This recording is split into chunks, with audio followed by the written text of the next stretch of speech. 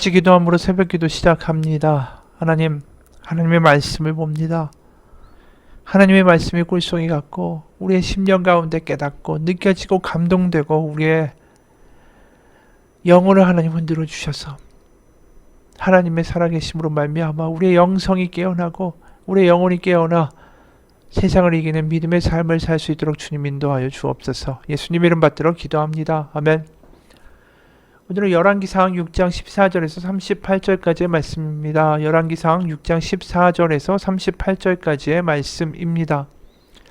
솔로몬이 성전 건축하기를 마치고 백향목 널판으로 성전의 안벽 곧 성전 마루에서 천장까지의 벽을 입히고 또 잣나무 널판으로 성전 마루를 놓고 또 성전 뒤쪽에서부터 20규빗 되는 곳에 마루에서 천장까지 백향목 널판으로 가로막아 성전의 내소 곧 지성소를 만들었으며 내소 앞에 있는 외소 곧 성소의 길이가 40규빗이며 성전 안에 입힌 백향목에는 박과 핀 꽃을 아로새겼고 모두 백향목이라 돌이 보이지 아니하며 여호와의 언약궤를 두기 위하여 성전 안에 내소를 마련하였는데 그 내소의 안은 길이가 20규빗이요 너비가 20규빗이요 높이가 20규빗이라 정금으로 입혔고 백향목 제단에도 입혔더라. 솔로몬이 정금으로 외소 안에도 입히고 내소 앞에 금사슬을 건너 지르고 내소를 금으로 입히고 온 성전을 금으로 입히기를 마치고 내소에 속한 제단의 전부를 금으로 입혔더라. 내소 안에 감람나무로 두 그룹을 만들었는데 그 높이가 각각 10규빗이라. 한 그룹의 이쪽 날개도 5규빗이요 저쪽 날개도 5규빗이니 이쪽 날개 끝으로부터 저쪽 날개 끝까지 10규빗이며 다른 그룹도 10규빗이니 그 두 그룹은 같은 크기와 같은 모양이요 이 그룹의 높이가 10규빗이요 저 그룹도 같았더라. 솔로몬이 내소 가운데에 그룹을 두었으니 그룹들의 날개가 퍼져 있는데 이쪽 그룹의 날개는 이쪽 벽에 닿았고 저쪽 그룹의 날개는 저쪽 벽에 닿았으며 두 날개는 성전의 중앙에서 서로 닿았더라. 그가 금으로 그룹을 입혔더라. 내 외소 사방 벽에는 모든 그룹들과 종려와 핀 꽃 형상을 아로새겼고 내외 성전 마루에는 금으로 입혔으며 내소로 들어가는 곳에는 감람나무로 문을 만들었는데 그 문인방과 문설주는 벽의 5분의 1이요 감람나무로 만든 그 두 문짝에 그룹과 종려와 핀 꽃을 아로새기고 금으로 입히되 곧 그룹들과 종려에 금으로 입혔더라. 또 외소의 문을 위하여 감람나무로 문설주를 만들었으니 곧 벽의 4분의 1이며 그 두 문짝은 잣나무라. 이쪽 문짝도 두 짝으로 접게 되었고 저쪽 문짝도 두 짝으로 접게 되었으며 그 문짝에 그룹들과 종려와 핀 꽃을 아로새기고 금으로 입히되 그 새긴 데에 맞게 하였고 또 다듬은 돌 3켜와 백향목 두꺼운 판자 1켜로 둘러 안뜰을 만들었더라. 넷째 15월에 하나님 여호와의 성전 기초를 쌓았고 11째 해 불월 곧 8째 달에 그 설계와 식양대로 성전 건축이 다 끝났으니 솔로몬이 7년 동안 성전을 건축하였더라. 아멘. 오늘 본문은 성전 내부를 어떻게 이제 꾸몄는가 그거에 대한 자세한 설명이자 설계도입니다. 성막보다 성전이 규모도 더 컸고요. 거기에 투입되는 금의 양도 훨씬 더 많았습니다. 그리고 나무 역시 백향목이라고 레바논 삼나무 30m까지 쭉쭉 자라는 아주 큰 나무로 그 목재를 사용해서 지었습니다. 그래서 사용된 이 나무도 분명히 백향목이다 잣나무다 이게 드러나는 게 15, 16절 보면 백향목 널판으로 성전의 안벽 그러니까 안쪽 벽을 백향목 널판으로 채웠고 잣나무 널판으로 성전의 마루를 깔았고 16절에 보면 마루에서 천장까지 백향목 널판으로 가로막아 성전의 내소 곧 지성소를 만들었다. 그러니까 기본 틀이 되는 게 다 백향목이 된 거예요. 이게 기둥이 벽이 되고 이 가로막도 다 이게 백향목으로 쓰이고 있는 거죠. 그리고 특히 지성소는 완전히 다 금으로 덧입혔습니다. 20절 그 내소의 안은 내소가 지성소죠.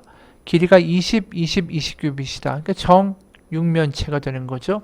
정금으로 입혔고 백향목 제단에도 입혔고 그리고 그 언약궤를 갖다 놓고 그 위에 이제 그룹, 어떻게 보면 천사라고도 말할 수 있는 이 그룹의 날개가 두 개가 양쪽에 붙어 있는데, 그것도 28절에 보면 금으로 그룹을 입혔더라 이렇게 되어 있어요. 그리고 내소의 제단도 금으로 입혔어요. 22절에 보면 내소에 속한 제단의 전부를 금으로 입혔더라. 그러니까 지성소를 들어가면 완전히 다 금으로 번쩍번쩍거리게 만들었다라는 겁니다. 그리고 30절에 보면 내외 성전 마루에는 금으로 입혔다. 그러니까 이 바닥도 다 금이라는 거예요. 특히 이 지성소뿐이 아니라 이 성전에 그 떡상이 있고 분향단이 있고 촛대가 있는 그 지역도 다 바닥을 금으로 깔은 거예요. 그러니까 이게 등잔대에다가 불까지 켜게 되면 얼마나 이게 번쩍번쩍거리겠어요. 금으로 장식한 게 그렇게 많은데. 굉장히 좀 화려하죠. 그런데 우리가 출애굽을 하고 이 노예였던 이스라엘 백성들이 만들었던 성막은 사실 그렇지가 않습니다. 바닥은 그냥 모래바닥이었어요. 지금 성전은 금으로 다 도금을 한 번쩍번쩍거리는 바닥이었는데 그냥 모래바닥이었고, 지성소하고 그 바깥을 구별하는 것도 지금처럼 금으로 뭐 판을 대가지고 만든 게 아니라 그냥 휘장이었습니다. 그리고 건물도 아니었고 위에는 이 동물 가죽으로 덮었죠. 그리고 벽에도 이렇게 금으로 덕지덕지 붙이지도 못했습니다. 나무 역시 강대국의 상징인 백향목으로 만든 게 아니라 사막에서 구할 수 있는 조각목이라는 나무를 가지고 만들었어요. 게다가 이렇게 건물이 아니라 다시 펴고 접는 이동식 장막이 하나님의 성막이었습니다. 어떻게 보면 모세의 성막은 솔로몬의 성전에 비하면 굉장히 초라한 모습이었어요.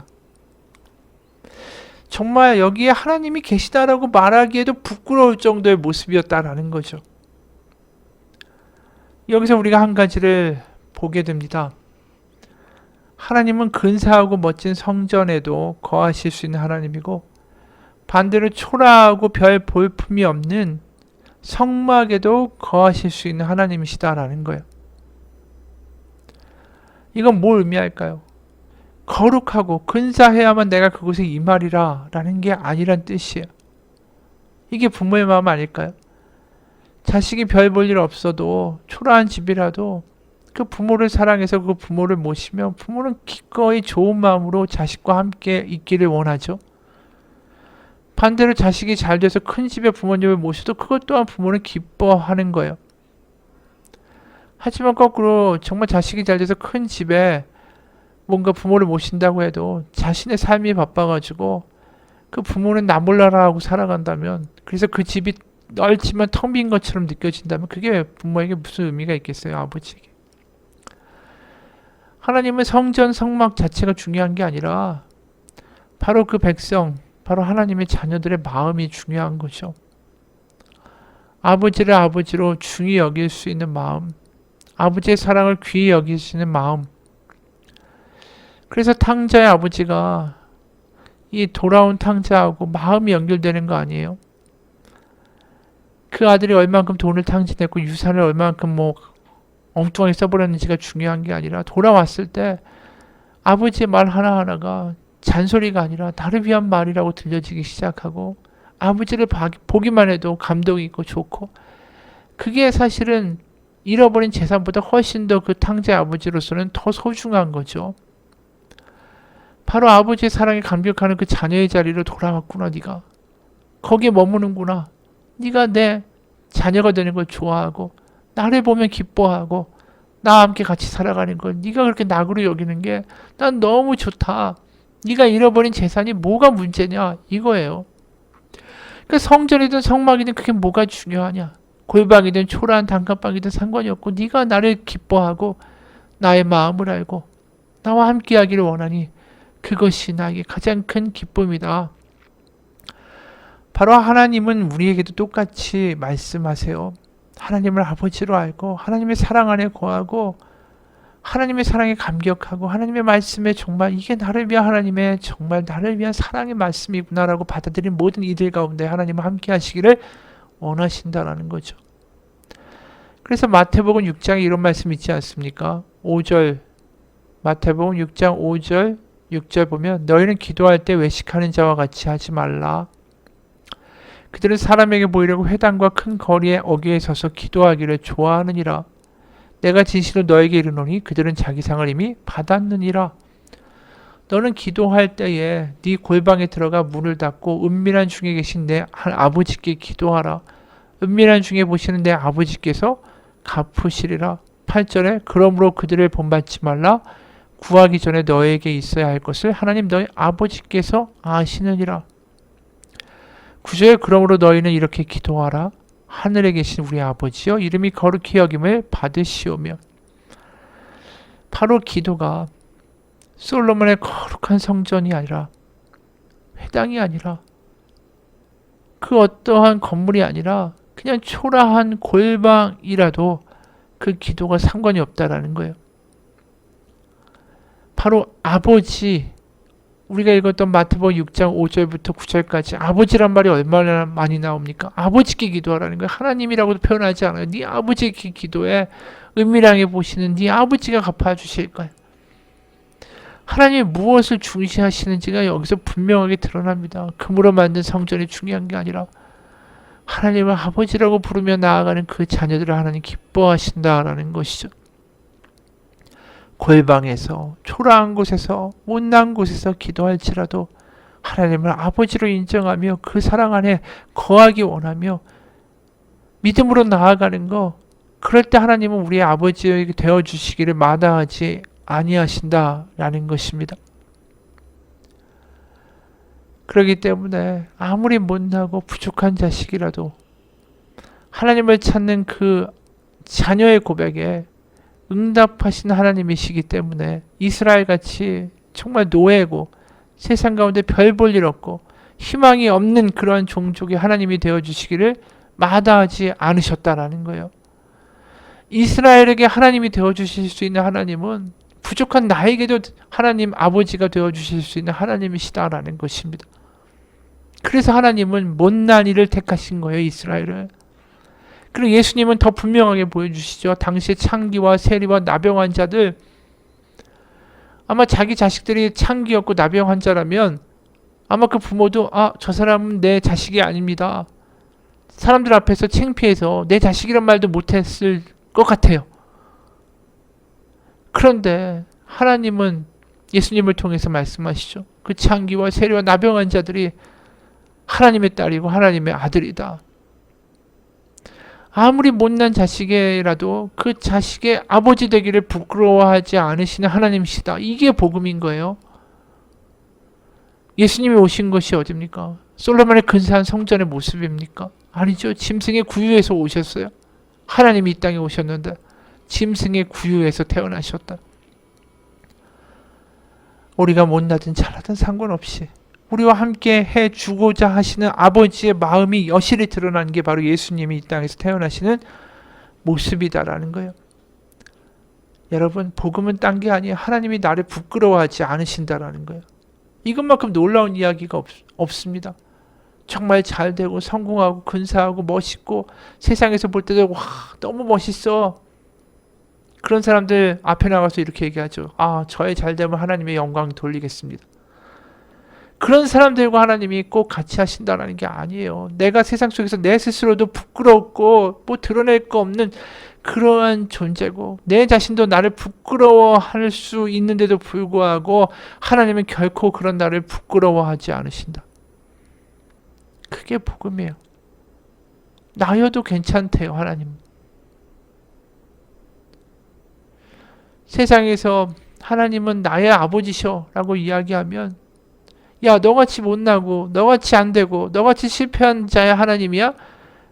그럼 그 하나님도 나 때문에 조롱당할지도 몰라요. 이스라엘도 마찬가지. 야, 쫄딱 망한 나라의 하나님이라고? 그런 하나님 우습다. 이스라엘 그 종들의 하나님이라고? 그 못난 이의 하나님이 되어주시는 바람에 얼마나 창피와 수모를 당하실 수 있습니까? 그런데도 괜찮다고 하시는 것. 세상의 기준으로 보면 그 당시 애국과 바벨론의 하나님이 되시는 게 훨씬 더 유리한 거 아니에요? 그럼 와, 멋있는 하나님이시네요. 와, 강대한 하나님이시네. 아닙니다. 못난 이의 아버지가 되주기를 기꺼워하시는 분이 우리 하나님이십니다. 그게 복음이에요. 내가 나 스스로도 부끄러워할지 모르지만 그런 나를 결코 부끄러워하지 않으시고 탕자같이 개판이고 동네에서 손가락질 당하는 그 탕자의 아버지가 되기를 기꺼이 마다치 않고 받아주시는 하나님이 되어주신다. 그게 복음인 거예요. 마지막으로 한 이야기로 마칩니다. 오랜만에 버스를 탔다. 빈자리가 있어 기분 좋게 앉았는데 잠시 뒤에 21~22살로 보이는 예쁘장한 여학생이 버스에 올라탔다. 그리고는 내가 앉은 좌석에 손잡이를 잡고 섰다. 뽀얀 피부에 단아한 옷차림, 한눈에 봐도 귀하게 자란 분위기가 느껴졌다. 때마침 버스가 횡단보도 신호 때문에 멈췄다. 창밖으로 눈길을 돌리니 남노한 옷차림의 아저씨가 상자를 잔뜩 실은 손수레를 쩔뚝거리며 힘겹게 끌고 있었다. 그 모습을 보고 뒷자리에 앉아있던 아주머니와 아저씨가 말했다. 참 불쌍하기도 하지. 그러게 몸도 성치 않은 사람이 날도 추운데 고생이 많네. 그 순간 내 옆에 서 있던 그 예쁜 여학생이 창문을 열고 아빠! 큰 소리로 부르는 것이었다. 사람들은 설마하는 눈초리로 창밖을 내다보았다. 손수레를 끌던 아저씨는 걸음을 멈추고 버스를 바라보며 이제 집에 가니? 네 아빠, 그런데 옷을 왜 그렇게 얇게 입고 나오셨어요? 감기 들면 어쩌려고요? 그렇게 말하는 딸을 보며 아저씨가 웃음 짓는다. 딸도 아빠를 보며 웃는다. 그 웃음에서 빛이 난다. 아저씨는 많은 사람 앞에서도 당신을 부끄러워하지 않는 딸이 고맙고 흐뭇하신 모양이다. 그렇게 추운 날에도 자랑스러운 딸 자식을 위해 불편한 몸을 이끌고 나오신 거겠지. 버스 안이 조용해졌다. 모두 똑같은 생각을 하고 있나 보다. 이 아이 얼굴만큼이나 마음도 곱다라고. 어느새 내 눈에서는 눈물이 글썽였다. 그게 믿음이에요. 나를 부끄러워하시지 않는 하나님, 또 하나님을 부끄러워하지 않는 나. 그 믿음 가운데 복음을 경험하며 살아가시는 오늘 하루 되시길 주님의 이름으로 축원합니다. 하나님, 나를 부끄러워하시지 않는 하나님,